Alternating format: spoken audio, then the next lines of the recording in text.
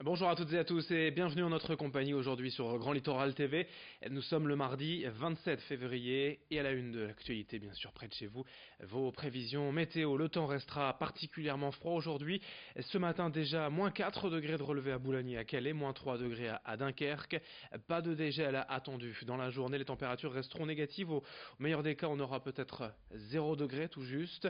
Côté ciel, on profitera donc encore de l'anticyclone de Sibérie, de conditions donc d'un temps plutôt sec et dégagé. Le vent de nord-est, en revanche, renforcera l'impression de froid, avec des températures ressenties pouvant aller jusqu'à moins 10 degrés aujourd'hui. Pour les prochains jours, pas de changement, la vague de froid va se poursuivre demain et jeudi avant le redout annoncé vendredi et ce week-end. On en reparle avec les prévisions complètes après ce journal. Face à ces températures glaciales, la rédaction n'oublie pas de vous donner quelques conseils pour bien entretenir votre voiture, surtout pour celles qui restent dehors la nuit garées dans la rue. Déjà, les niveaux de lave-glace et de refroidissement sont à contrôler régulièrement. Bien souvent, les garages sont prêts à vous le faire pour pas cher, voire même gratuitement parfois. Ensuite, le problème récurrent, c'est la batterie. Les anciens modèles sur les petites voitures souffrent le plus du froid. Il est donc important de faire tester le niveau de sa batterie, de la protéger pour être sûr de démarrer le matin malgré le gel. Et puis attention aussi aux impacts sur le pare-brise entre le froid à l'extérieur et le chaud de la ventilation à l'intérieur de la voiture. Le verre se fissure plus rapidement. Les explications de ce spécialiste au micro de Vincent Vieillard. Ça va jouer énormément, hein. Donc ça risque de partir et puis d'avoir un pare-brise qui fait d'un bout à l'autre, quoi. Voilà, de la différence thermique en fait entre l'extérieur et l'intérieur du véhicule, puisqu'on va mettre le chauffage à l'intérieur, hein. La différence de température va faire que le pare-brise va casser, quoi. Voilà, ça sera une résine de réparation au niveau de l'impact du pare-brise. Autre information dans ce journal hier, les ministres de la Santé Agnès Buzyn et de l'Enseignement supérieur Frédéric Vidal ont présenté le service sanitaire obligatoire. Cette réforme présentée par le gouvernement comme une première en Europe doit amener les étudiants en santé à réaliser durant leur cursus des missions de prévention sur plusieurs thématiques.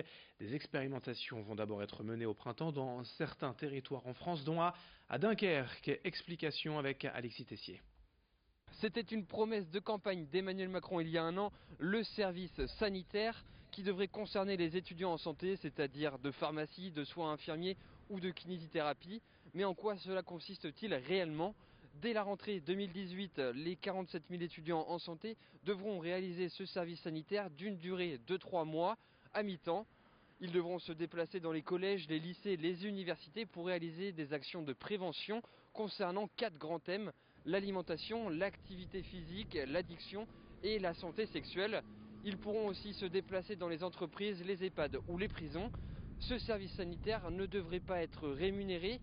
Nous sommes devant la faculté de Lille de médecine pour récolter les réactions des étudiants concernés. L'action de prévention, ça peut être très utile, surtout dans les milieux peut-être un peu plus défavorisés où ils n'ont pas accès à tout ça. C'est bien aussi de le faire que ça vienne des jeunes, dans le sens où je pense que c'est plus sensibilisant quand c'est quelqu'un de ton âge qui t'explique ça. On est déjà au contact des gens et même de nos futurs patients parfois, et on apprend à interagir et à savoir comment les aider par la suite. Je pense que ça peut être bien que ce soit les étudiants anciens en médecine qui fassent ça parce qu'ils connaissent déjà beaucoup de choses sur le sujet et ça les met au contact des jeunes. Les étudiants sont plus proches de ce milieu-là que des personnes un peu plus âgées qui sont moins confrontées à ça, à l'alcool, la drogue et toutes les découvertes qui en est liée en fait. Moi je pense que c'est une bonne idée. Je trouve que c'est un peu long. C'est vrai que c'est une bonne idée en soi, mais 1 ou 2 semaines ça aurait suffi, je pense. Et je pense que c'est pas notre rôle à nous étudiants de le faire. C'est peut-être ceux qui sont plus à même de parler sur ce sujet-là de le faire. C'est bien que nous on nous dise d'aller sensibiliser les autres personnes qui sont pas dans le milieu médical, mais c'est vrai que je pense pas que ce soit notre place réelle pendant ces 3 mois-ci. Et on en reparlera bien évidemment de cette expérimentation, notamment dans la région à Dunkerque, le service sanitaire à revoir donc. L'actualité sociale dans la région après l'annonce début janvier de la direction de Pimkit de supprimer 53 emplois au siège de Villeneuve-d'Ascq, 70 à Neuville-en-Ferrain, en plus de fermer 37 magasins en France et donc dans la région d'ici à 3 ans. Les salariés et syndicats se sont mobilisés hier matin pour distribuer notamment des tracts à des milliers d'automobilistes. Estimant que les magasins français subissaient les mauvais résultats des enseignes étrangères, les salariés demandent des garanties en termes de reclassement ou d'indemnité de départ. Au total, près de 200 emplois seraient menacés selon les syndicats. Valérie Pringuet, déléguée syndicale chez Pimki, est au micro de Brieux-Gorchy. Pimki aujourd'hui souhaite supprimer 208 emplois, 125 dans les sièges et la logistique et le reste dans les magasins. Mais on a aussi l'information que 83 autres salariés des magasins vont être mis sur le carreau. C'est-à-dire qu'en fait aujourd'hui il s'agit de 291 salariés en danger. Ça se fera en deux temps. Aujourd'hui on est dans le cadre de la négociation en effet avec des revendications, mais nous allons aussi contester le motif économique lors de la réunion de comité d'entreprise qui se tient le 9 mars. En bref, aussi dans l'actualité, après l'annonce du gouvernement de vouloir faire passer la réforme de la SNCF par ordonnance, les syndicats répliquent en prévoyant une grève reconductible à partir du 14 mars prochain. La CGT notamment se dit prête à un mois de grève pour faire plier le gouvernement.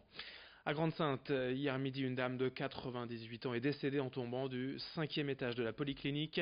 Une enquête a été ouverte par la police pour savoir s'il s'agit d'un accident ou d'un acte volontaire. Et puis à Dunkerque, un jeune homme a été blessé par balle hier après-midi à proximité de la gare.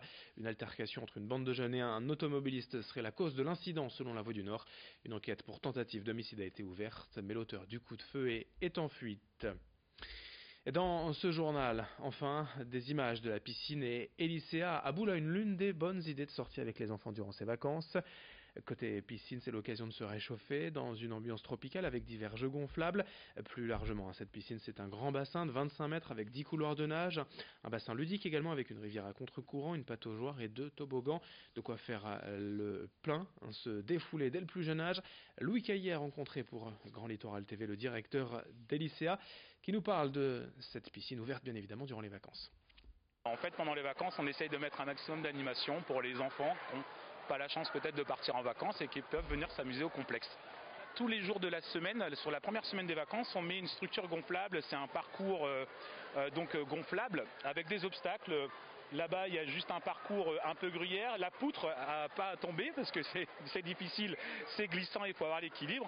Et ça se termine par un toboggan et ils peuvent recommencer tous les jours de 14h à 18h du lundi au dimanche.